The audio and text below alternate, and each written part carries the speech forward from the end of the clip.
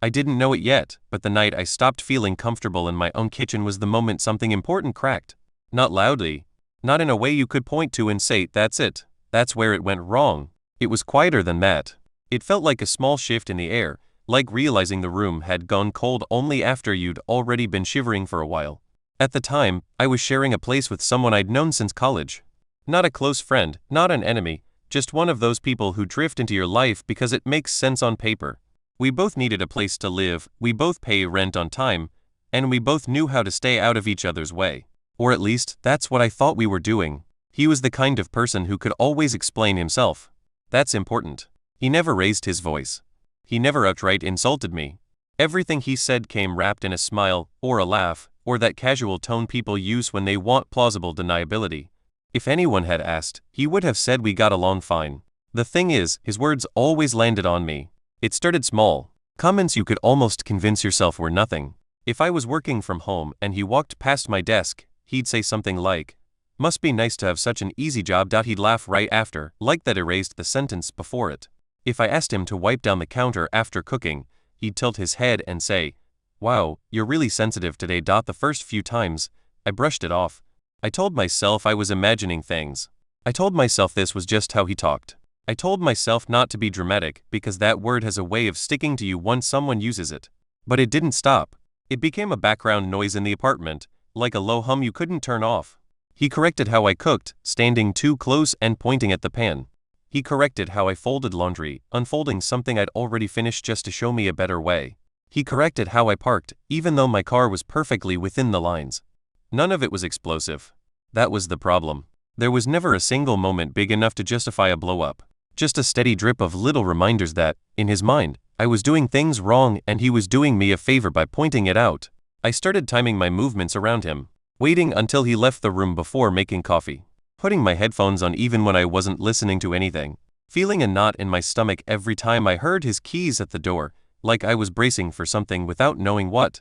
I remember the exact moment I realized it wasn't accidental.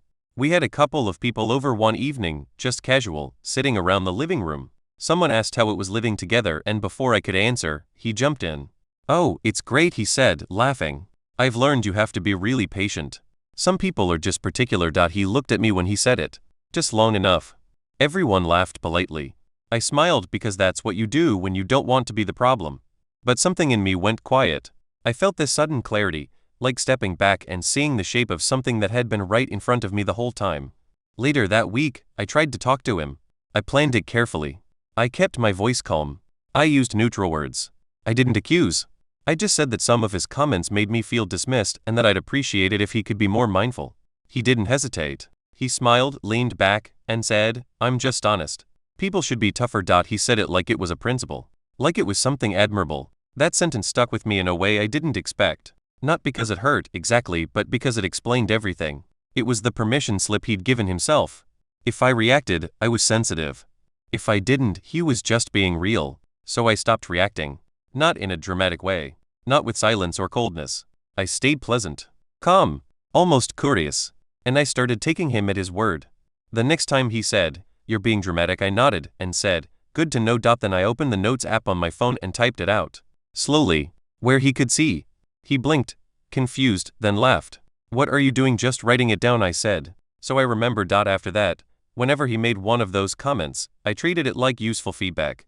If he said, "Relax, it's not a big deal," I'd smile and say, "Okay.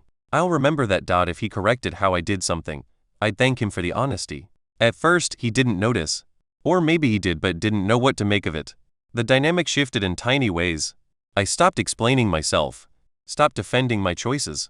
Stopped smoothing things over. I also stopped covering for him. When the landlord asked why the trash was overflowing, I repeated his words exactly. "Oh," he said, "it's not a big deal." When a mutual friend commented on the state of the living room, I said, evenly, "He thinks people should be tougher about that stuff." I didn't add tone. I didn't roll my eyes. I just relayed information. And that's when things started to change. People didn't get angry. That's the interesting part. They just paused. That brief telling pause. The slight lift of an eyebrow. The moment when someone recalibrates their understanding of a person. He started stumbling over his jokes. You could hear it in his voice. He'd say something and then rush to add, "I mean, unless you don't like that," or "I'm kidding, obviously," but it always came too late. The words were already out there. At home, the apartment felt different. Quieter. Not peaceful exactly, but watchful. He started looking at me like he was trying to read a language he didn't understand.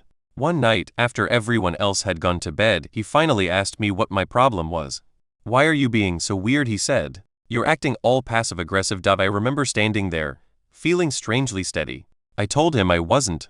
I said I was taking his advice seriously, that I was trying not to be sensitive, that I was letting honesty be honesty. He went quiet. Not the performative kind. The real kind. Like someone realizing they'd been listening to themselves for the first time. After that, the comments dried up. There was no apology. I didn't expect one. But the air shifted back, slowly warming. A month later, he moved out. I heard through someone else that he'd described me as hard to read. Honestly, it was the best compliment I've ever gotten. Because what he meant was that I stopped giving him access to my reactions. I stopped feeding the dynamic that let him feel superior. I chose silence over chaos. I let consequences unfold without raising my voice once. And in the end, I learned something I wish I'd known earlier. You don't always need to fight to stand up for yourself.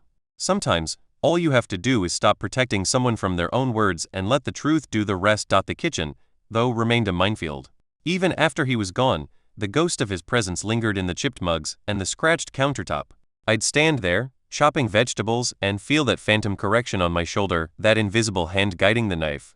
It was ridiculous, I knew. He was gone. I had the entire space to myself.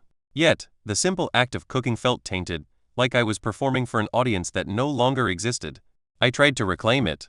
I cooked elaborate meals, things he would have sneered at for being too much effort. I baked bread, filling the apartment with the comforting aroma of yeast and flour.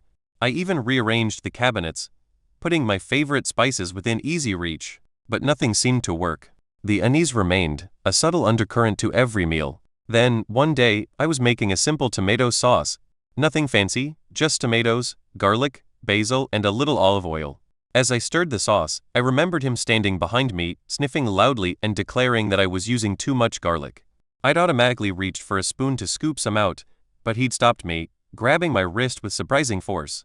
"Don't be so sensitive," he'd said, his eyes gleaming with that familiar amusement. "Just take the feedback." This time, I didn't flinch. I didn't adjust the recipe. I didn't even acknowledge the memory. I just kept stirring. And as the sauce simmered, something shifted. It wasn't dramatic, no sudden epiphany, just a slow release of tension. I realized that his opinions, his honest feedback were just that, his. They had no bearing on the actual quality of the sauce, or my ability to make it. I tasted the sauce and it was good. Really good. Garlicky, yes, but in a way that enhanced the sweetness of the tomatoes. A perfect balance of flavors. And in that moment, standing in my own kitchen, stirring my own sauce, I felt a sense of ownership I hadn't felt in a long time. From then on, I started to notice other small victories. I parked my car with a deliberate nonchalance, ignoring the phantom critique. I folded laundry however I pleased, reveling in the imperfect creases. I even started leaving the overflowing trash for an extra day, just because I could. It wasn't about being defiant, or proving a point. It was about reclaiming my own autonomy, my own sense of self. It was about understanding that his words, his judgments, were just noise, and I had the power to turn them off. The kitchen, once a symbol of my discomfort, gradually transformed into a sanctuary. I started experimenting with new recipes, taking risks I would have never considered before. I hosted dinner parties, filling the apartment with laughter and the clatter of plates. I even bought a new set of mugs, bright and cheerful, replacing the chipped ones that held so many bad memories. One evening, a friend commented on how much I seemed to enjoy cooking. I paused, considered, and then smiled. "I do," I said. It took me a while to realize it, but I actually do. And it was true.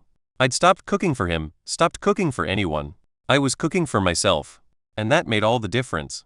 The night I realized that, I knew I was finally comfortable in my own kitchen again.